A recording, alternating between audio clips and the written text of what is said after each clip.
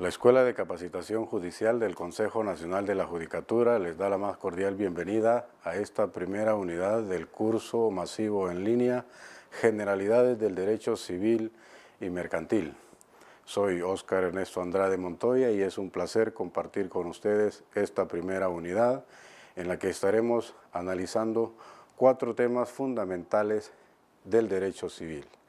El primero de ellos referente al fundamento constitucional del derecho civil, aquellas normas constitucionales como el artículo 2 de la Carta Magna que protege o que tutela el derecho a la propiedad y a la posesión, el artículo 9 que regula o tutela el trabajo sin una justa retribución o con justa retribución, también el artículo 22 que establece el derecho de disponer libremente de los bienes, de la propiedad y de la libre testamentafacción.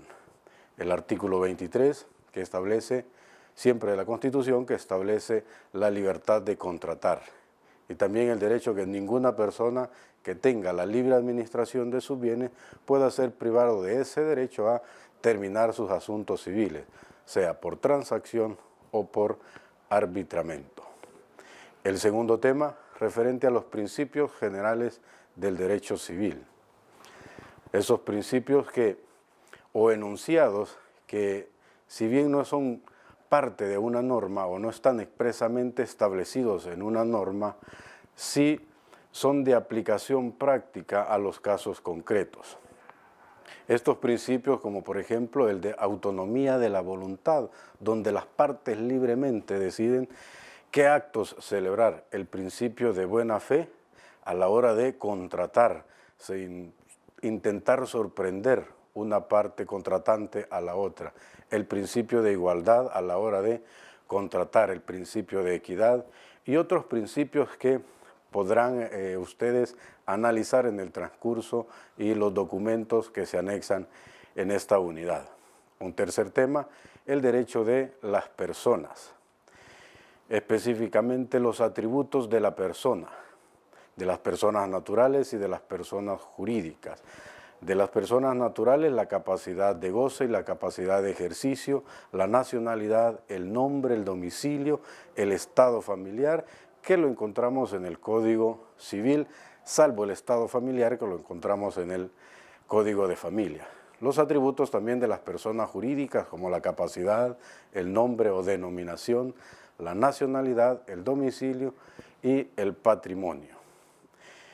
Respecto al domicilio, todos sabemos que el artículo 57 del Código Civil habla de la residencia con ánimo real o presunto de habitar en determinado lugar. Y las clases de domicilio a que se refiere el artículo, a que se refiere el Código Civil, como por ejemplo el domicilio político, el domicilio civil, el administrativo, el contractual, el legal, el municipal, el múltiple y el domicilio a que se está sujeto bajo la autoridad parental. Esto es para los hijos que están bajo autoridad parental. Y del principio y fin de la existencia de las personas, cómo es el inicio de las personas naturales y de las personas jurídicas, y cómo es la finalización de las personas naturales y de las personas jurídicas. Y aquella teoría de los comurientes que regula el Código Civil, como por ejemplo cuando hay un naufragio y mueren varios en este mismo naufragio, cómo se va a resolver quién falleció primero.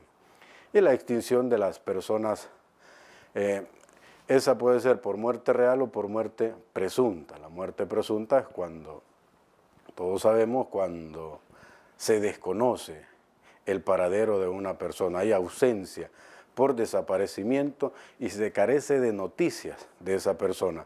Entonces se sigue un trámite de presunción de muerte por desaparecimiento a que se refieren los artículos 79 y siguientes del Código Civil. ¿Y cuál es el objeto? Resguardar diversos intereses. ¿Cuáles intereses? Interés de la persona desaparecida, intereses de terceros y el interés general de la sociedad. El interés de los terceros, los herederos. ¿Cuáles son las condiciones? Debe ser declarado, dice el artículo 80 del Código Civil, debe ser declarada por sentencia judicial, que se dé de conformidad a las disposiciones legales, que el individuo haya desaparecido ausentándose de su domicilio, es decir, que no se tenga ninguna noticia de él, que no se tenga noticia de él.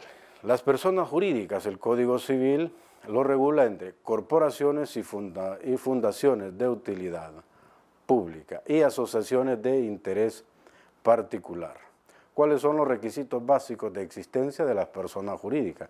Que surja como una entidad distinta e independiente de los elementos que la componen, que le sean reconocidos por el Estado derechos y obligaciones propios de ella y no privativos de los elementos o miembros que la componen. En las personas jurídicas encontramos dos atributos, la personalidad y la personería. La personalidad cuando al ente se le reconoce capacidad de ser sujeto de derecho y la personería es la facultad que ejerce una persona en representación del ente ficticio. Los elementos para la constitución de las personas jurídicas son dos, el elemento personal y la autorización por el poder público. El elemento personal son las personas que integran o componen esta sociedad. El tema 4 referente a los bienes y derechos reales, específicamente el libro segundo del Código Civil, que nos habla de los bienes, su dominio, posesión, uso y goce y de las varias clases de bienes.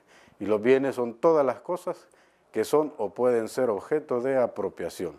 ¿Cómo se clasifica en el Código las cosas? Por ejemplo, las cosas corpóreas e incorpóreas, las cosas muebles e inmuebles, los muebles por destinación, los consumibles y no consumibles, las cosas fungibles, las cosas divisibles y no divisibles, las presentes, las futuras, las singulares, las universales, las principales, las accesorias, las cosas apropiables e inapropiables, las comerciales y no comerciales, las cosas de los bienes públicos y los bienes privados, y para luego entrar al tema del dominio. ¿Cuál es la razón de existencia del dominio? Es la satisfacción de necesidades del humano, principalmente de carácter económico. El dominio o propiedad a que se refiere el artículo 568 del Código Civil, pues es sinónimo. ¿Cuáles son las características del dominio? Es absoluto, exclusivo y perpetuo. Esto lo vamos a ahondar más a la hora de la lectura de los documentos que conforman esta unidad. Las facultades inherentes al dominio, las clases de dominio según su extensión, según el número de sujeto, la propiedad según su titular y los modos de adquirir el dominio, como la ocupación, la accesión, la tradición, la prescripción, la sucesión por causa de muerte y por acto entre vivos. Y respecto a la posesión, ¿cuáles son los elementos? El cuerpo y el ánimo de ser señor y dueño, poseer el cuerpo y tener ese deseo de ser señor y dueño. Y las diversas clases de posesión, la posesión regular y la posesión irregular. Los modos de adquirir y perder la posesión a que se refieren los artículos 760 y siguientes del Código Civil, las características del derecho de usufructo también, cómo se constituye el derecho de usufructo, por la ley, por testamento, por donación, las limitaciones a la constitución del usufructo, los derechos que posee el usufructuario, las obligaciones que éste también tiene, por ejemplo, antes de entregar el goce de la cosa, durante el usufructo y una vez extinguido el usufructo. También dentro del dominio encontramos el uso, el derecho de uso y habitación a que se regula el artículo 833, también el derecho de las servidumbres naturales, las servidumbres legales, las servidumbres voluntarias y cómo se extinguen las servidumbres. Y el derecho de reivindicación o acción de dominio, ante quién se puede reivindicar. Todos sabemos que es ante el que tiene la nuda o plena propiedad de la cosa, es el que puede reivindicar. ¿Y contra quién se puede reivindicar? Contra el actual poseedor. y de las acciones posesorias. ¿Cuál es el objeto? Conservar o recuperar la posesión de una cosa. Ese es un bien raíz o cualquier derecho real constituido sobre ese bien raíz. ¿Quiénes pueden ejercer esa acción posesoria? ¿Cuál es el plazo para exigir la acción posesoria? Y el derecho que poseen el poseedor, el heredero y usufructuario en la posesión, y de algunas acciones posesorias como la construcción de obra nueva, la petición de derrumbe o reestructuración de obra ruinosa y las acciones paulinas o municipales a que se refieren los artículos 951 y siguientes del Código Civil. Espero que lo dicho sea significativo y los motive a ahondar en el estudio de los temas abordados, para lo cual se han incluido algunos materiales cortos de lectura, pero que ustedes pueden ampliarlos en sus bibliotecas personales, en la biblioteca del CNJ o en las bibliotecas virtuales.